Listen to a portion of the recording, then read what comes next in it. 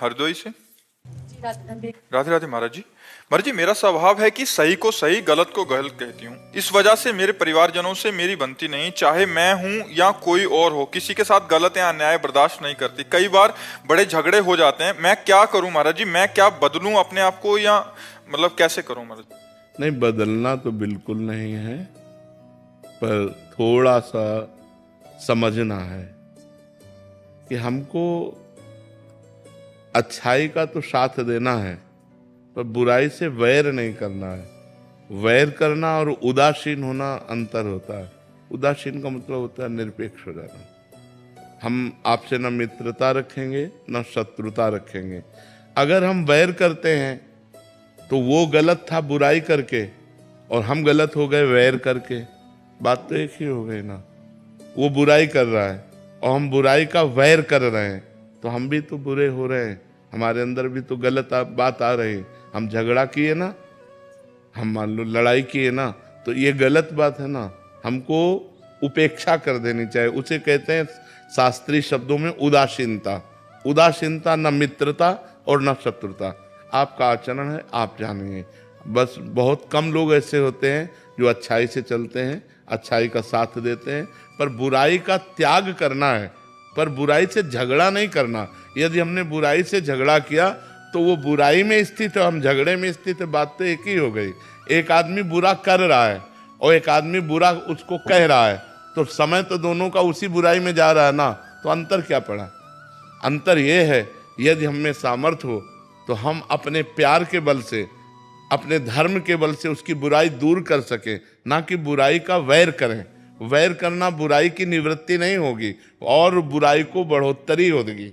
जब हम बुरे आदमी से वैर करते हैं तो और बुरा बन जाता है वो। और जब हम बुराई को प्यार दें, बुराई को सहन करें, तो ये सहनशीलता उसकी बुराई को नष्ट कर देगी। ये अध्यात्म है।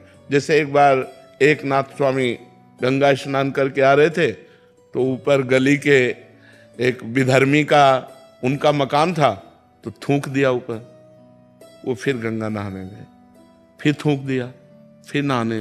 100 बार थूका, वो कुछ नहीं बोले। एक बार देखा भी नहीं गंगा स्नान करने। 100वीं बार वो आके चरणों में गिर गया, क्योंकि 100 बार थूका और वो एक बार भी नहीं देखा, एक बार भी गाली नहीं दिया, एक बार भी नहीं बोले। तो आके हाथ जोड़ा और कहा गलती पड़ गई, मुझे क्षमा करो, मैंने 100 बार आपके ऊपर थूका। तो उनका मेरे ऊपर आपकी कृपा हुई। देखो संतों का स्वभाव, अच्छाई का स्वभाव। मेरे ऊपर आपकी कृपा हुई क्योंकि मैं एक दिन में एक बार गंगा नहाता था और आपकी कृपा से 100 बार गंगा नहाया हूं। इसमें अपराध क्या? वो जिंदगी भर के लिए बुराई छोड़ दी। ऐसे गंभीर संत होते हैं। तो हमें चाहिए, अच्छाई हमारी यही है कि बुराई हमको परास्त ना कर पावे और बुराई से हमारा वैर ना हो पावे। त्याग। महाराज जी, ये कैसे करें? नाम जप। नाम जप करोगे, नाम जप में बहुत सामर्थ्य होती है। जब अपने अंदर साधुता लाएंगे, हम नाम जप करेंगे, तो चाहे स्त्री हो चाहे पुरुष, बराबर भगवान की कृपा सब पर है। तो हमारे ऊपर जब कृपा होगी तो हम ऐसे सहनशील बन जाएंगे। नहीं, वैर करते करते आप देखो, एक शब्द बोली कि अच्छाई छोड़ दूं, कितनी कमजोर हो गई कि आप अच्छाई को छोड़ने के लिए प्रश्न कर दिए। इसलिए अच्छाई छोड़ने वाली चीज नहीं है। आज तो अच्छाई पे लोग चलना नहीं चाहते, पर अच्छाई को अभिमान में ना लाएं, वैर ना करें, भगवान का स्मरण करें और सबको सुख पहुंचाने की चेष्टा करें। यही अच्छाई है। वो अच्छाई ज़्यादा अच्छी नहीं है जिसमें हम दूसरों को क्लेश दें, दूसरों से लड़ाई झगड़ा करें कि हम बहुत अच्छे हैं, आप गलत हो। ये ठीक नहीं है। इससे परिवार में लड़ाई झगड़ा होता रहेगा और आप अशांत रहेंगे और आपको अच्छाई से भी घृणा होने लगेगी कि वो अच्छाई किस काम की जिसमें रोज झगड़ा हो। इसलिए सही था। शोभित अग्रवाल जी। राधे राधे। राधे राधे महाराज जी। महाराज जी, अभी कुछ दिन पहले आपने एकांतिक में बताया था कि जब प्रारंभिक अवस्था में आपकी दोनों किडनी खराब हुई, ऐसा पता चला तो आपको आश्रम से निकाल दिया गया और कहा गया कि हम तुम्हारे ठेकेदार हैं। आपने उसी समय अपना सामान उठाया और आश्रम से निकल गए। महाराज जी, वहां से निकलने के बाद आपने क्या किया और आपके जीवन का संघर्ष क्या? हम राधा वल्लभ जी गए, राधा वल्लभ जी से बात की कि कहाँ रहे, क्या करें। 2 घंटा बैठे रहे, क्योंकि हमें विश्वास है कि हमारा बचपन से भगवान के मार्ग में रहना, तो हमने कदम कदम पे भगवान की लीला देखी है, उनकी कृपा देखी है, तो हमें विश्वास है कुछ न कुछ होगा। अगर उन्होंने निकाला है तो किसी न किसी रूप में वो हमारी व्यवस्था करेंगे। अब वृंदावन में हमारा किसी से परिचय नहीं था, 2 घंटा बैठे रहे, आरती हो गई ठाकुर जी की, कोई न संकेत मिला न कोई बात की, तो झोला टांगा बाहर निकले कि फुटपाथ में पड़े रहेंगे। जो ही निकले तो एक संत मिले, तो ऐसे ही राधे राधे करते, तो उनका कहाँ झोला टांगे जा रहे हो, तो बताया। अरे बोले चलो ना हमारे पास एक कमरा एक्स्ट्रा है, तो काली दह में उन्होंने कमरे में रखा।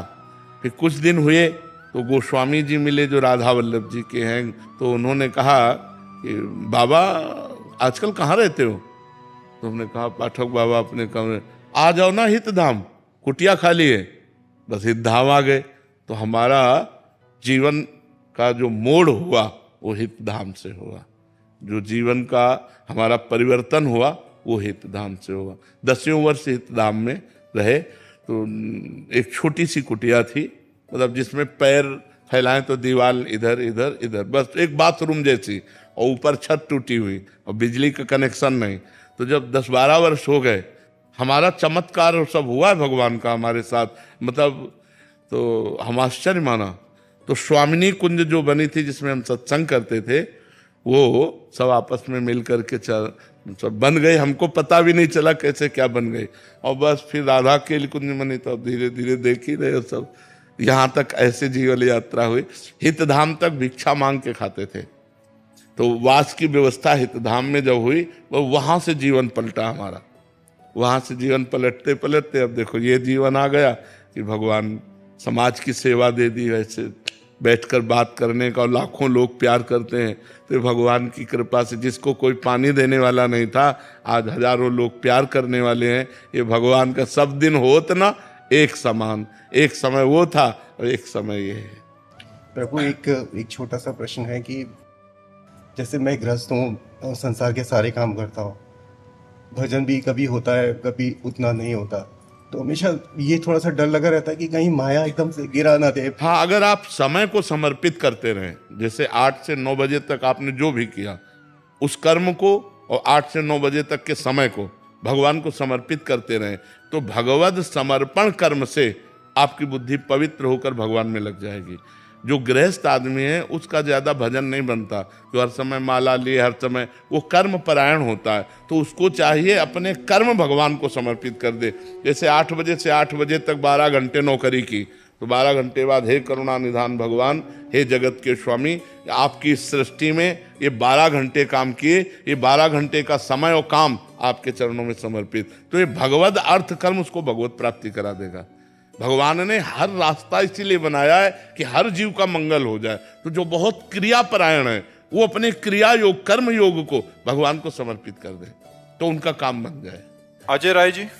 श्री हरिवंश। श्री हरिवंश महाराज जी। महाराज जी, जैसे आपने बताया कि ये मन 2 चाल चलता है, एक तो क्रिया कर देता है, दूसरा चिंतन कुछ और चलता रहता है, परंतु महाराज जी मेरे ये पापी मन 3 चाल चल रहा है महाराज जी। जैसे शरीर से कोई क्रिया कर रहा है, वाणी से नाम चल रहा है, और चिंतन तो भोग विलासों और गंदी बातों का हो रहा है महाराज जी। ऐसे में बहुत परेशान हो गया हूं महाराज जी, निरंतर जप करने का भी प्रयास अंदर ही अंदर। उसे बहुत बढ़िया है, अगर नाम चल रहा है तो तुम चिंता मत करो, सब ठीक हो जाएगा, सब ठीक हो जाएगा, अभी चिंता मत करो। नाम बहुत बड़ी सामर्थ्य है, मतलब गुरु कृपा से नाम में भगवान के अपार सामर्थ्य है। भाव कुभाव अनख आलसहु, नाम जपत मंगल दिशि दसहु, 10 दिशाओं में मंगल हो जाएगा, तुम चिंता मत करो। ये चाहे 14 चाल चलने लगे, ये कुछ नहीं बिगाड़ पाएगा यदि नाम चल रहा है। और भगवान का नाम यदि नहीं चल रहा तो हानि हानि है, फिर उसमें लाभ नहीं है। भगवान का चिंतन, हरि स्मृति सबसे बड़ी चीज। पूरी गीता जी सुनने के बाद अर्जुन को क्या मिला? नष्टो मोहा स्मृति लब्ध्वा त्वत्प्रसादान मयाच्युता, आपके कृपा प्रसाद से हे श्री कृष्ण मुझे अखंड स्मृति प्राप्त हो गई, मोह का नाश हो गया। बस भगवान की स्मृति ही सब कुछ है। यदि भगवान का नाम चल रहा है, भगवान का चिंतन चल रहा है, तो चिंता करने की जरूरत नहीं, सब मंगल हो जाएगा, 10 दिशाएं मंगलमयी हो जाएंगी। भाव कुभाव, जैसे हमारा भाव नहीं बन रहा, मन कहीं और जा रहा है, क्रिया कुछ और हो रही, केवल मुख से हम राधा राधा रट रहे। भाव कुभाव अनख आलस हो, नाम जपत मंगल दिशि दसो। दसों दिशाओं में मंगल होगा, अमंगल नहीं हो सकता, चिंता न करो।